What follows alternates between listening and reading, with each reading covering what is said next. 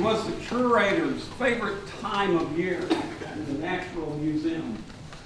It was that time when he got to lead people around and share with them his knowledge about all the exhibits, especially in the Egyptology.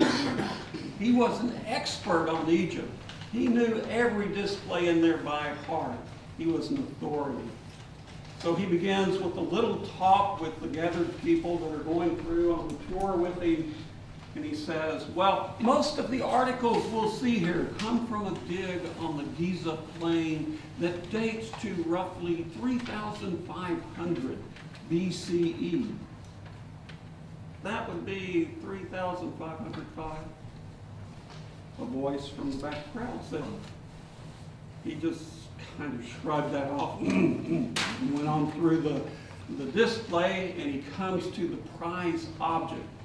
An ancient chair that was removed from a tomb in the Valley of the Kings. He said, this chair we know has been dated to 4,000 BCE. That would be 4,005. Who said that? 4,000. I'll have you know, I am an authority on dating Egypt objects. I know these displays inside and out. I have perfect knowledge. Who said that? And who do you base your authority on? You? Why? You? I was here 5 years ago. You said this dig was 3,500 and the chair was 4,000. So it's been 5 years. Perfection. It's a naughty thing. Hard to get a hold of. And we've just heard the conclusion today of probably the greatest homily ever given by Matthew. And then he has to go and end it with, be perfect, therefore, as your heavenly Father is perfect. Let me ask you something. Yeah. Is she perfect? No. Are you perfect? No.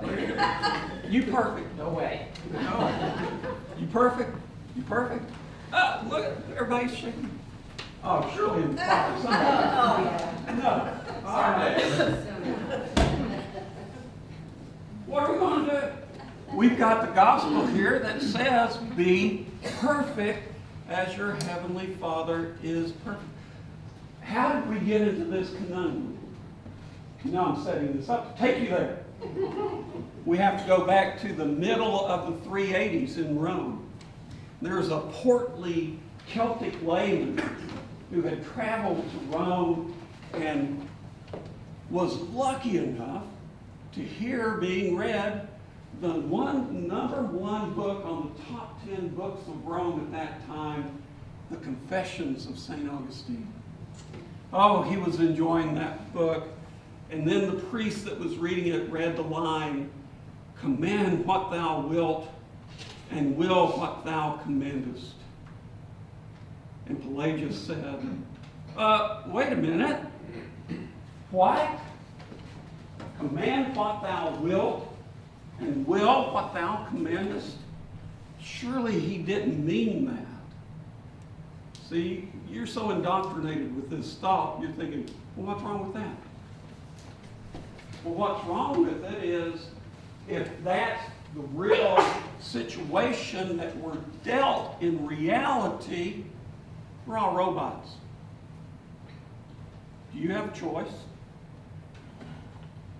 Are you perfect? Oh, so you're choosing not to be perfect. See, now, I see getting flush and, yeah, ooh, wow, I'm getting on the spot. But this is the whole point. We're placed in a Gordian knot by St. Augustine. You're broken. That's what command what thou wilt and will what thou commandest means. You're broken. You can't do anything. You silly humans. And Pelagius thought, wait a minute, that can't be right. But you know what Pelagius was? He's a Celt. And worse than that, he's one of those northern Celts.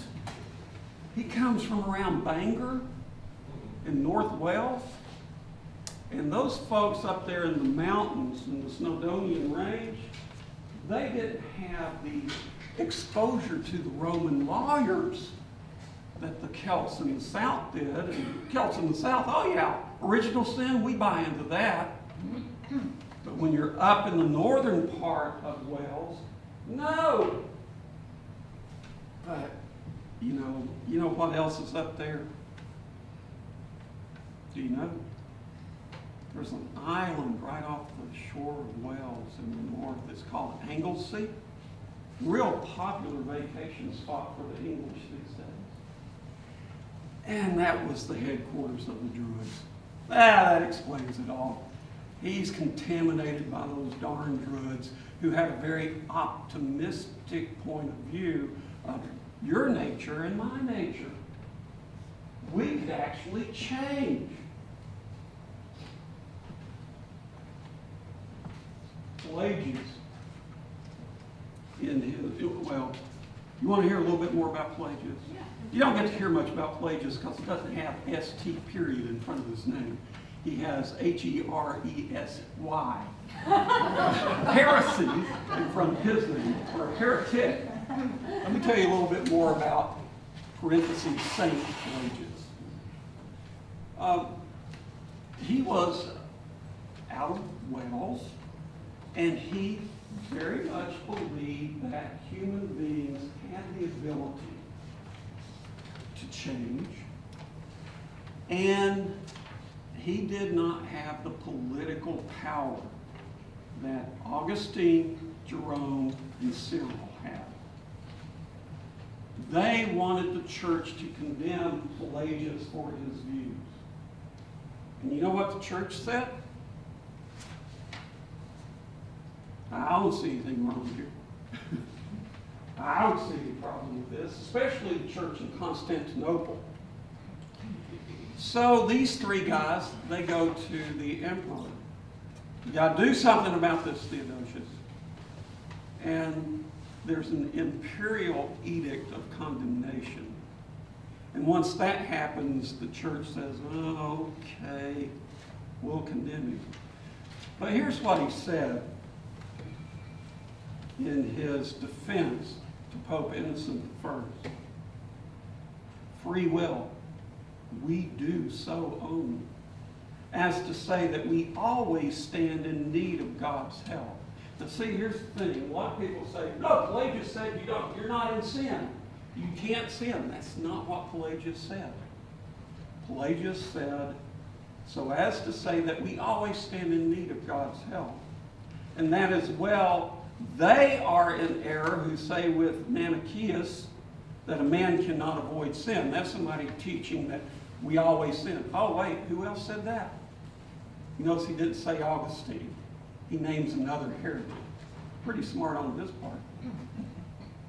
As they who affirm with Jovinian that a man cannot sin. So there were people teaching that we can't sin. For both of these take away the freedom of the will. But we say that a man always is in a state that he may sin or may not sin, so as to own ourselves always to be of a free will. What do you think about that? Does that resonate, or are you broken? So you got to be careful here. Because if you go with Pelagius, can you be perfect? If you go with Pelagius, can you be perfect? Can you be perfect? Can you be perfect? The possibility is there. And I may arrive at perfection in this moment, only to fall back from it in the next, but I can be perfect as my Father in heaven, or as God in heaven, or Mother in heaven is perfect. That's what Pelagius was getting at. So why do we go with Augustine?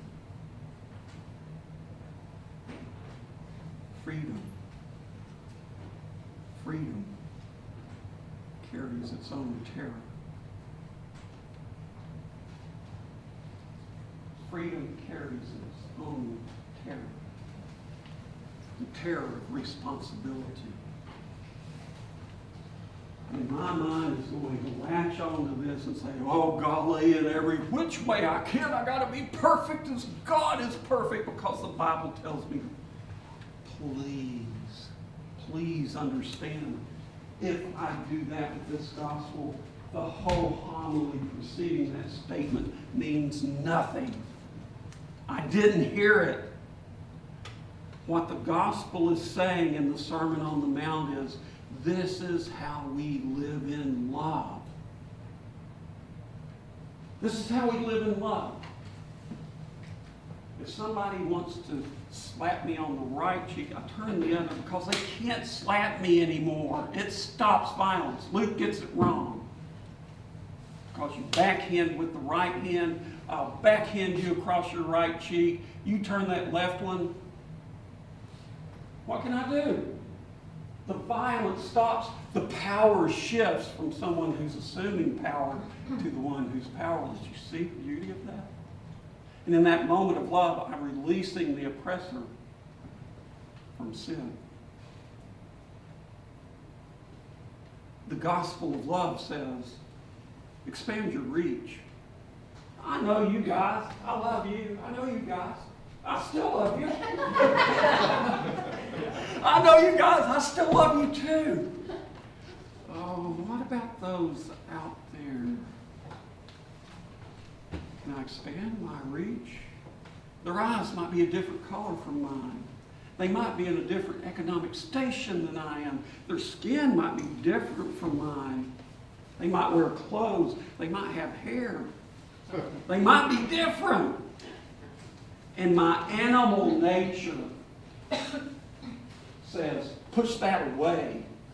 Don't get near. But the gospel of love says, the reach of love reaches just as far as God's love. Because God not only causes the rain to fall on the unjust and the just, God rains down love on the unjust and the just, and leaves it up to you and to me whether to do this and receive it, or to do this and refuse it. It's a simple choice.